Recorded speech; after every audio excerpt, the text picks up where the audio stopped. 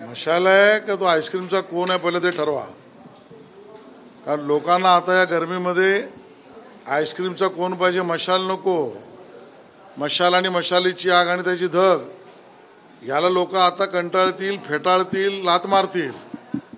आणि त्यामुळे मुळामध्ये आता लोकांना आईस्क्रीमचा कोण हवा आहे. त्यामुळे त्यांना माझी विनंती आहे, समसमान दिसतंय त्यामुळे आईस्क्रीमचा कोण म्हणून घ्या. लोक कदाचित त्याला काहीतरी थोडी पसंती देतील.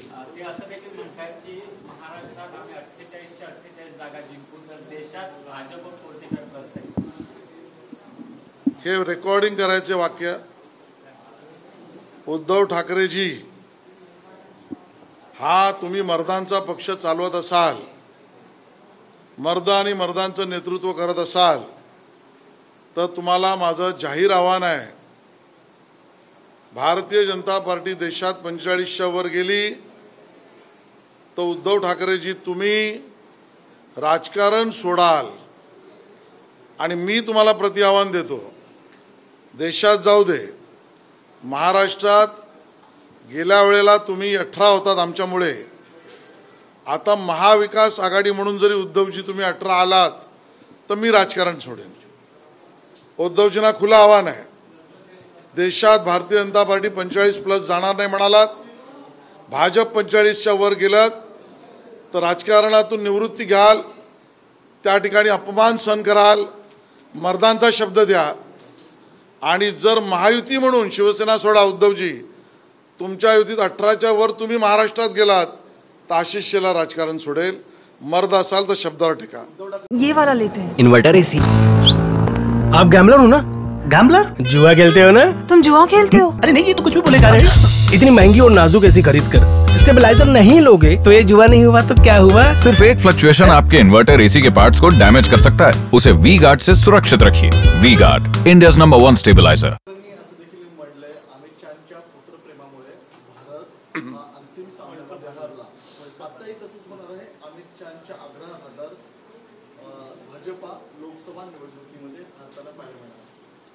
मला कधी कधी लक्षात येत नाही, सकाळी काही लोक काय वाचतात आणि मग बेताल बोलतात. सामना वाचणारे बेतालच बोलतील म्हणा, आणि त्याचा काही संबंध नाही. अशी बेताल वक्तव्य अशा नेत्यांकडनं अपेक्षित नाही आहेत. भारत पाकिस्तान मॅच किंवा भारत वर्ल्ड कपमधली मॅच, ज्याचा उल्लेख उद्धवजींनी केला की भारत वर्ल्ड कपमध्ये का हरला, त्याचा कोणाच्या तरी अमितभाईंच्या पुत्राशी जोडायचं, याचा अर्थ बेताल वक्तव्याचा सरताज बादशाह म्हणजे उद्धवजी आहेत.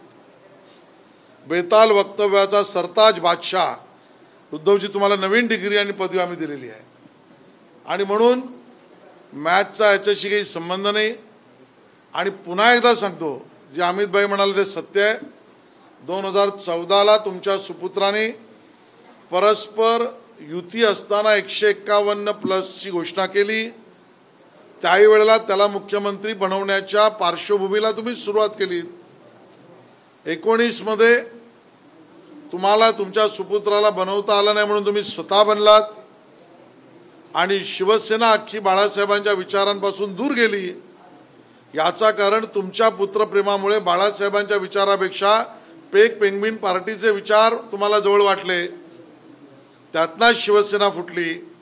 आणि त्यामुळे अमितभाई म्हणाले ते खरं आहे, त्या ठिकाणी शिवसेना पुत्रप्रेमामुळे फुटली, सरकार गेलं आणि भारत वर्ल्ड कप हरला अमितभाईंच्या पुत्रप्रेमामुळे.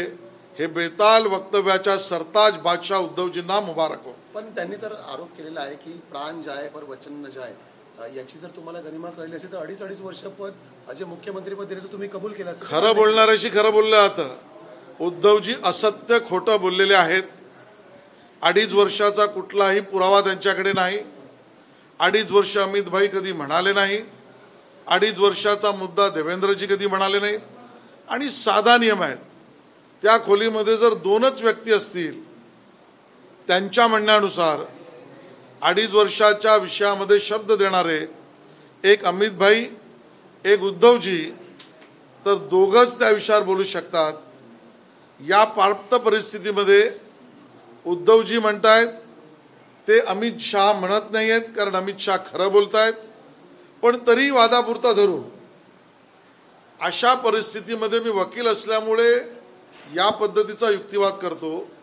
ज्यावेळेला दोन व्यक्ती आपापल्या वाक्यावर ठाम असतील तर त्यानंतर परिस्थितीजन्य पुरावा हा त्याला समर्थनार्थ आहे का बघितला जातो.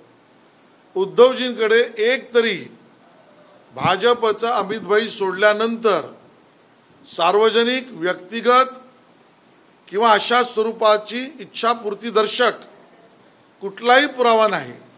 किंबहुना अमितभाई म्हणतात हेच खरं आहे यासाठी कारण स्वतः सर्व सभांमध्ये माननीय मोदीजींनी देवेंद्रजींच्या नेतृत्वात सरकार बनेन सांगितलं, ज्यात उद्धवजी हजर होते.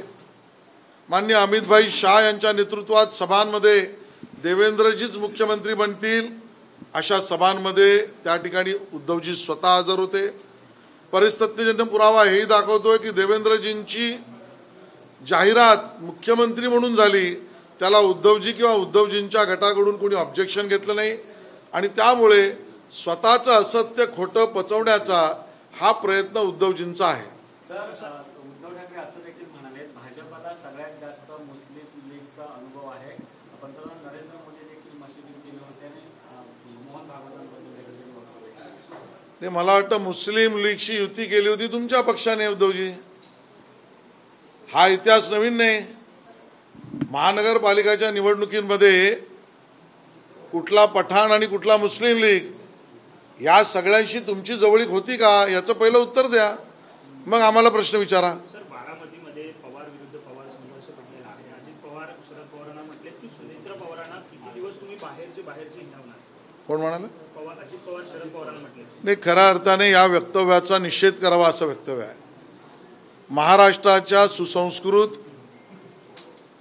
या पद्धतीने चालणाऱ्या आपल्या महाराष्ट्रात कुठलाही जबाबदार व्यक्ती असं वक्तव्य करणं अपेक्षित नाही.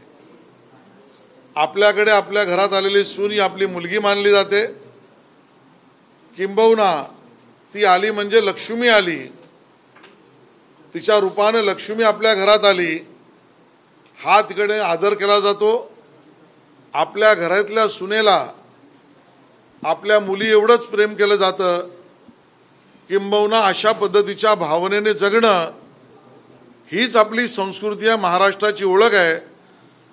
पवारसाहेब हे वाक्य का बोलले आणि मला असं वाटतं महाराष्ट्रातील तमाम मराठी आणि महाराष्ट्र संस्कृतीवर प्रेम करणाऱ्या समस्त मतदारांचं व्यक्तींचं त्यांना मन दुखावलं आहे एवढंच मी सांगेन. भाजपला व्हॅक्यूम क्लीनर म्हटलेले आहेत उद्धव ठाकरे, भाजपला व्हॅक्यूम क्लीनर म्हटलेले आहेत आणि हा व्हॅक्यूम क्लीनर घेऊन मोदीजी देशभर फिरतात. येणाऱ्या महापालिकेत सुद्धा तुम्हाला क्लीन करायला आम्हीच येणार आहोत.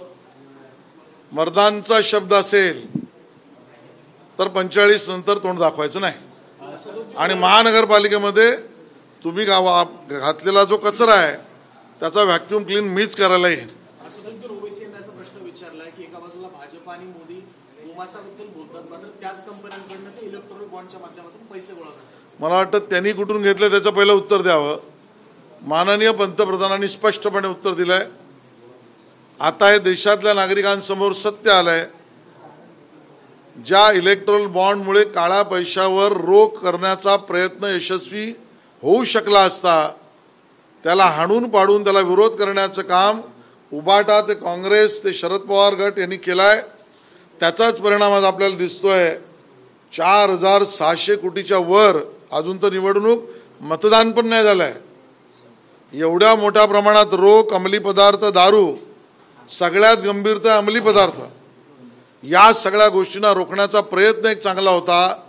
त्याला या सगळ्यांनी विरोध केला. याचा अर्थच अंमली पदार्थ, दारू, रोख पैसे आणि भ्रष्टाचार याच्याच आधारावर निवडणुका व्हाव्यात असं उद्धवजी, नाना पाटोलेजी आणि शरद पवारांचं मत आहे का हा आमचा त्यांना सवाल आहे. मोदी गेट असं नाव दिलंय त्यांनी या इलेक्ट्रॉनिक बॉन्डचा. देशातील नव्हे तर हा जगातील सगळ्यात मोठा घोटाळा आहे त्याला मोदी गेट असं उद्धव ठाकरे. मला वाटतं ज्यांना कायदा, नागरिक शास्त्र, प्रथा परंपरा आणि संसद याचं बिलकुल ज्ञान नाही असे बिनडोक, अंडरलाईन बिनडोक लोक जसं म्हणू शकतील. सर, तुमचे मित्र मनसे अध्यक्ष राज ठाकरे यांनी सरकारला आता विनंती केली ज्या पद्धतीने तापमान वाढत आहे त्यामुळे शाळांना सुट्टी लवकर जाहीर करायला. त्यांच्या मताचा आणि त्यांच्या सूचनेचा सरकार जरूर विचार करेल असं मला वाटतं. मनसे दक्षिण मुंबईतून जे आहे त्यांच्या चिन्हावर लढवण्यासाठी इच्छुक आहे अशी पुन्हा एकदा चर्चा सुरू झालेली आहे. कपोल कल्पित गोष्टींवर मी बोलणार नाही. सर, नवनीत राणांनी एक वक्तव्य केलेलं आहे की मोदींची हवा आहे या फुग्यात राहू नका, आपल्याला ग्रामपंचायतीच्या निवडणुकीसारखं काम करायचं. प्रत्येक कार्यकर्त्यांनी काम करावं या अपेक्षेने त्यांचं वक्तव्य असावं असं माझं मत आहे.